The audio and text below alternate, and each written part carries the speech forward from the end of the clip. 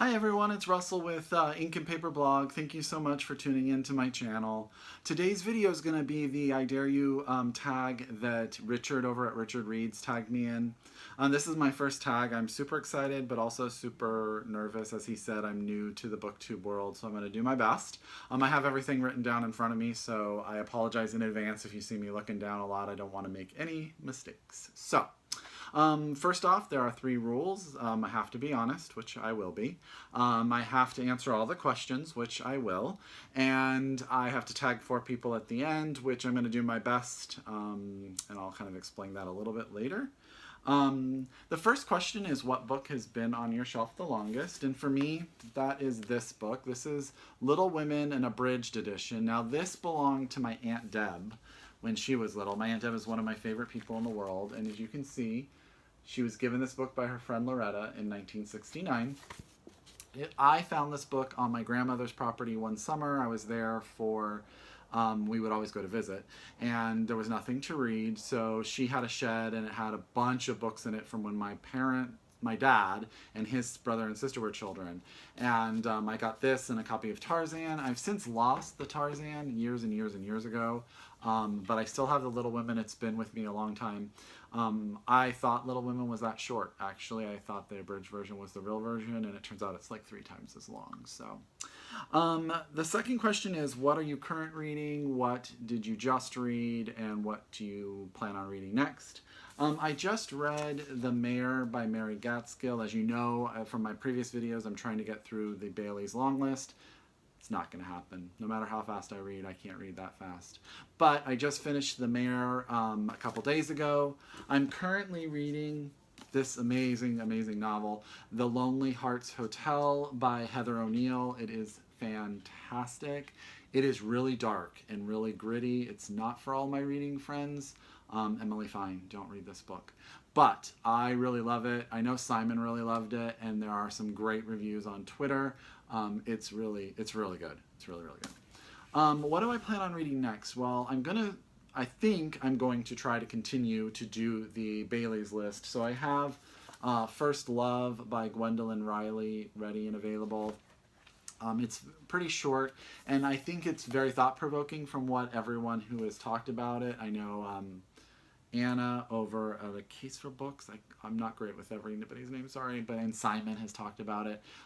So I think I'm going to read this one next. That's my plan. What book did everyone like but you hated? I talked about it in my first video.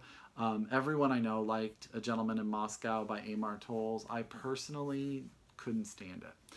So I'm not going to talk about it anymore, but that was one of those books where it seemed I was in the minority. What book do you keep telling yourself you'll read but you probably won't? This is a copy of IQ 84 by Murakami. I've read quite a few of his books. He's actually probably one of my favorite authors. But for some reason I can't get into this book. It's so long. When your book has to be split into 3 sections of 300 pages to make it an easy paperback, it's long. And I just can't get into it. So I probably will never read it. I always tell myself I will. And it'll probably just stay in my shelf under Murakami. So that's that one. What book are you saving for retirement? I don't really save any books. My plan is to do my best to read everything whenever I want to read it. So I don't think I'm going to save anything for retirement specifically.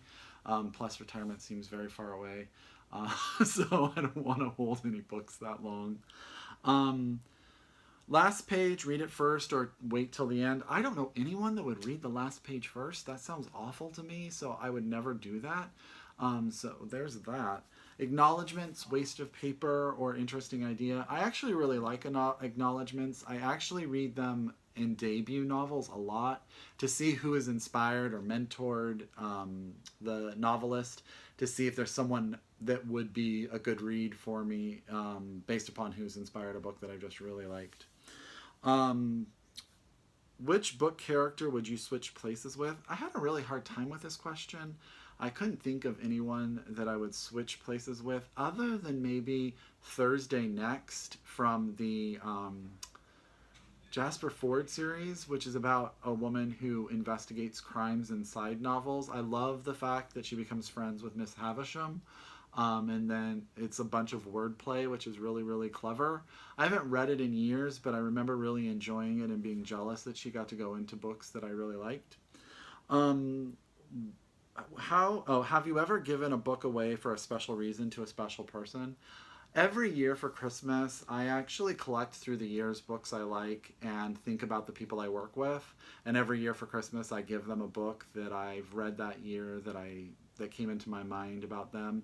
And then I sign the inside with some sort of inscription about why I've given it to them. So I've done that probably for 5 years now. Some of them have gotten Wonder by R.J. Palacios, which is a fantastic book. Major Pettigrew's Last Stand I gave out last year. It's just books that I think that they will really like. Even if they're not readers, they get a book from me every year. Which book has been the most places with you? Little Women, I would say, because I've had it since I was a junior high school. But I don't really travel with said books. I don't reread. I know, unless it's for a book club that requires it or for college, I haven't really been one to go back and reread a bunch of books. So it's not like something would travel with me a lot. Any required reading you hated in high school and that was okay 2 years later? I would say in 11th grade I had to read Deliverance by James Dickey, and it was a book I didn't want to read. It was for an assignment, and I was assigned it while I was out ill. And I hated it at the time that I read it, but when I read it as an adult after seeing the James Gardner film, I really actually quite liked it. I understood why it was a classic as an adult, but I didn't understand as a kid. It's kind of graphic too and very dark. So, used or brand new? I actually am both. I will use the used bookstore usually to find backlist, or if I'm looking for authors that haven't been published in a while.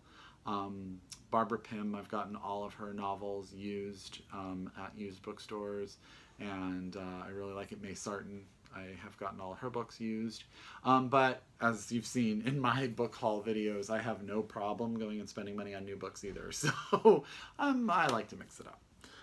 Have you ever read a Dan Brown book? I feel like I've skipped a question. Oh, I did, so I'll go back to it. I have. I don't understand why that question's in this list. I've read Angels and Demons and Da Vinci Code. I didn't like either of them, but I was giving them a try.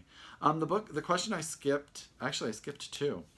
Do you ever have a book that reminds you of something specific in your life and place? When I was in junior high school, the books that really got me going as a reader were the Dragonlance fantasy series by Margaret Wise and Tracy Hickman. And the reason is I would read them with my grandma. My grandma's probably my biggest reading inspiration. She is the reason I am a reader.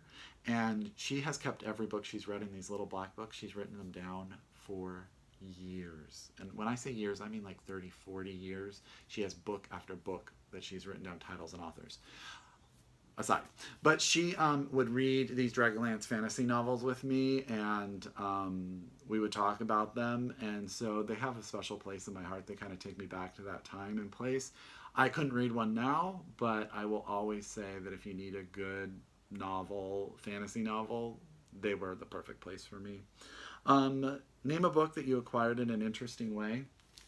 I was in the used bookstore one day going through the pile of things that were $1, and I found this book. This is The Swimming Pool Season by Rose Tremaine. It was at the bottom, and what was really cool is it has this sticker on it that says autographed copy, and I was like, there's no way for $1 I'm going to get an autographed copy of this book. And it turns out it is. It's autographed by, out of my face, Rose Tremaine, and it's actually a first edition American copy. And I just happened to find it at the bottom of a $1 pile at a used bookstore on the floor. So I think that's pretty cool. I read my first Rose Tremaine this year, and this is definitely going to get read sometime this year too. Okay, have you ever seen a movie you liked more than a book? No, not one. And there are some movies that I've seen and I haven't read the book. I've seen the Jurassic Park movies, but I've never read Jurassic Park. But I can't think of a single book that I read and then went and saw the movie and thought that the movie was better. Have you ever read a book that's made you hungry, cookbooks included? I, a few years ago, got the amazing ability to go to the French Laundry in Napa, California. It's one of the most famous restaurants in the world, and it was amazing. And I bought a cookbook while I was there, and I still have it on the shelf up there. And every once in a while, I'll pull it out and flip through, and it just makes me so hungry. The problem is I'm not a very good cook, so there would be no way that I would be able to make anything in that book. Who is the person whose book advice you always take? Well, if I haven't talked about him enough, Simon Savage is kind of my book guru. Every time he recommends something, I tend to buy it and like it. Anne and Michael, so Anne Kingman and Michael Kindness from Books on the Nightstand, they basically were what I read for 4 or 5 years. Everything they recommended I would buy. And Booktopia, every time I went, there were 7, 8 authors, so I definitely trust them.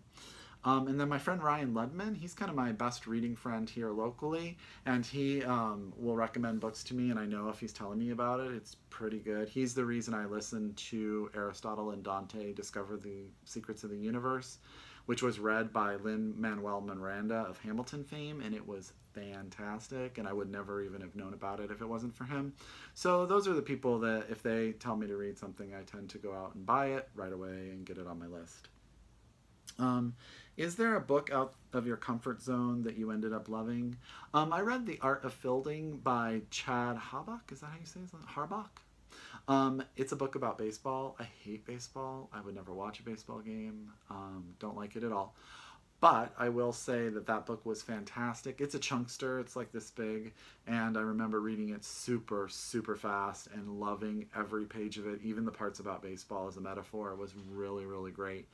It's probably in my top 20 favorite books of all time. I really, really enjoyed it. So that's a book that I originally would never have read about a sport that I didn't care about that I'm really glad I did. So that was all 19 questions as far as I can tell. And who am I going to tag? So as Richard told you, I'm pretty new to BookTube. So I would normally tag the people that have helped me the most, but Simon was tagged in Richard's video, so I'm not going to tag him. I would be interesting to see what Mercedes would do at Mercy's Musings, because I would like to know the answers to some of these questions for her. But I don't know if she's probably already done this tag or not. And then some people that have been super nice to me and commented on a bunch of my stuff. Britta Bowler, I would probably tag you just because we've had some great conversations about books in my comments. Emma over at Emma's Bookish Lifestyle has also been very nice to me and commented on stuff and given me advice. And then finally, I would probably tag Adam. Adam, I always say the name of your channel wrong. Memento Mori. I apologize. But what I like about Adam is that he reads a lot of classics that I haven't read in a long time, and he also introduces me to a bunch of books that I have never heard of. So I would be interested to know what he would put on this list as well. I don't know if he's already done the tag. So those would be my 4 that I would tag. I hope you like this. I hope it went okay. Thank you, Richard, for doing my first book tag. I'll link everybody below their channels that I talked about. And hope you guys all have a great day, and I'll talk to you soon.